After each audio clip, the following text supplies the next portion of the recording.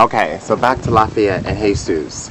So you can clearly see that this is one of the cutest, absolute most cute couples on television these days.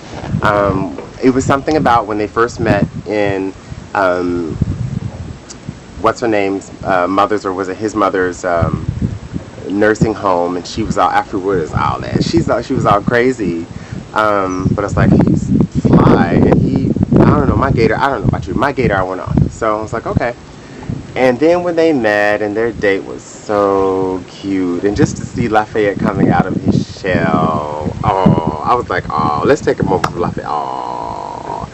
And so their date was so cute, and their talk, and do you want to do it on the first night, and blah blah blah blah blah blah, and that they just connected on so many levels. That it was just so easy, you know. That it was just not pretentious, and that Lafayette was willing to do some.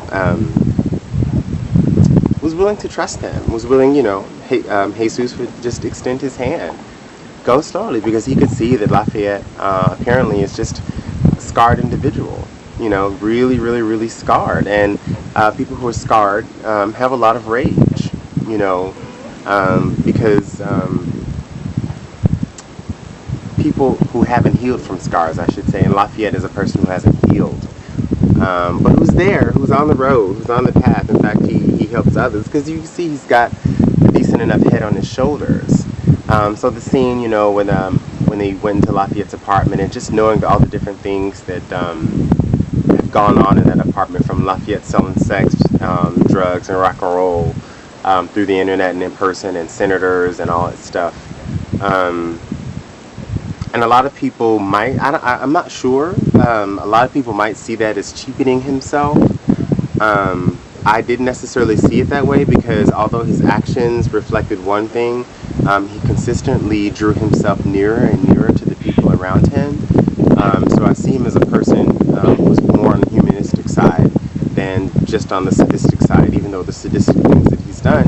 And I think you see that over and over, that he consistently is supportive to the people around him, especially to his cousin. Is her name Kenya? It's hard for me to remember that, because I have a cousin, Kenya. I have a friend from high school, Kenya.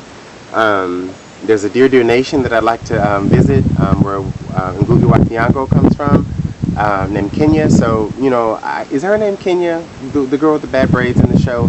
I love that actress, though. She rocks it. And in this, you know, this season's opening episode, the one where Lafayette has this wonder date, you know, she shows a whole different range to her acting abilities. And what I find funny about her relationship and her escape from the vampire monster, egotistical, I won't be police, he says, as she is, when he enters the room and she's tied up, and she's like, where have you been? And he's like, I won't be police. Like, someone with that large of an ego. And that's why I like, you know, the shows, because they're crude. I think that's why I like sci-fi, because it's crude and blunt, but it shows you the dynamics that go on between people already. You know, so when you have, and I know many so-called cross-cultural interactions that are not genuine, where we have superficial conversation about difference and pretend that everything's okay. It's exactly like that scene where she's there. Hi, honey. You know, I've been here for. I've been starved. I've been kidnapped, starved, beaten. You know, threatened, coerced, raped. You know, raped. You know, over and over and over and over and over and over. You know, every time they had sex, it's rape. So it's that kind of sex where he's totally not aware, because he's totally delusional. Why? Because his ego is so large, and he doesn't realize that he's totally out of control. But she, at one point, says, in order to get out of here, she had to play that, and she played it well, but she didn't lose herself. And in fact, the strategy that she used not to lose herself was to anchor herself to other people. And that's what I constantly like, is you see people, instead of trying to cut people off from their lives, you're not like this and I'm like this, or, you know, they're constantly, as much as she and Suki may disagree, anchoring on to Suki, even though she, you know, knew that Suki could not respond to her. And maybe Suki does have the power to, you know, for two-way telecommunication, but she knew, just because she knew that Suki was there on faith, she said, Suki, don't worry, you know, Mary, don't you weep, don't worry, we're going to get out of this, I'm going to get you out of this. And like sisters, they did. Now, when Suki decided she wanted to go back and save Bill, you know, she said, girlfriend, you on your own, and she went. So that's another one of the second crude situations. But what this video is about, and that's the background to the kinds of characters in this show. So it's not like Lafayette is the only guy who's scarred, marred. Everybody is. That's the whole point of, for me, that's one of the base points of True Blood, is that everybody is in a way scarred. Everyone is in a way fearful. You get to hear, through Suki, you get to hear other people's thoughts, through the, you know, again in this show where Jessica did the mind thing on the, when she glamored the woman with the curlers, and she came up with this relationship where, you know, you can keep the people late night, I'll make them give you all their money, and I get some blood, you know, everything copacetic, as we say. So you see all kinds of compromises that people make in sci-fi just for their lives to go on. Because you know that girl who has the full Silver Cross and the bad hair job, that waitress in there who's the human that's so scared of vampires, she's going to count her $35 and go on her way. I think that's what we're going to see in future shows. They'll have an arrangement. And it's those kinds of arrangements that people, that you see in all the relationships throughout True Blood. It's how people arrange themselves to their specific reality. And that nobody else truly understands another person's reality. That's the beauty of a cast show. Like, not cast, C-A-S-T-E, but, well, also, but a cast, an ensemble. A cast is an ensemble, like with Terrence Howard and, you know, that Crash. So you get to see, you get to sort of empathize, not just know about, but you get, each character has some depth. And the story is not about the action, but about the depth of character, like life. It's not just about what you do, but it is your depth of character. And can you shift? You know, so like Matt Dillon, you know, in Crash, you saw how he wasn't a demon, how he had his own scars, how he, you know, so you get to not just sympathize and, oh, that poor black girl, you know, Tandy Newton had this nasty cop, you know, stick his fingers up. No, you don't just, but you get to see that she's also a bitch, he's also a motherfucker. You know, she also gets whipped. He also gets whipped by his daddy. But she can grow, and he can grow, and that we all can get better. But why do we inflict so much pain on one another to start with if we could just begin with empathizing with one another? Now, I know there are going to be comments on this video that talk about Lafayette and Jesus like they don't know that they're fags. So if you need to say that Lafayette is a fag, trust me, he knows. We know, anybody who's watching this video, anybody who's a Thea Lake Jordan, knows that Lafayette and Jesus are fags.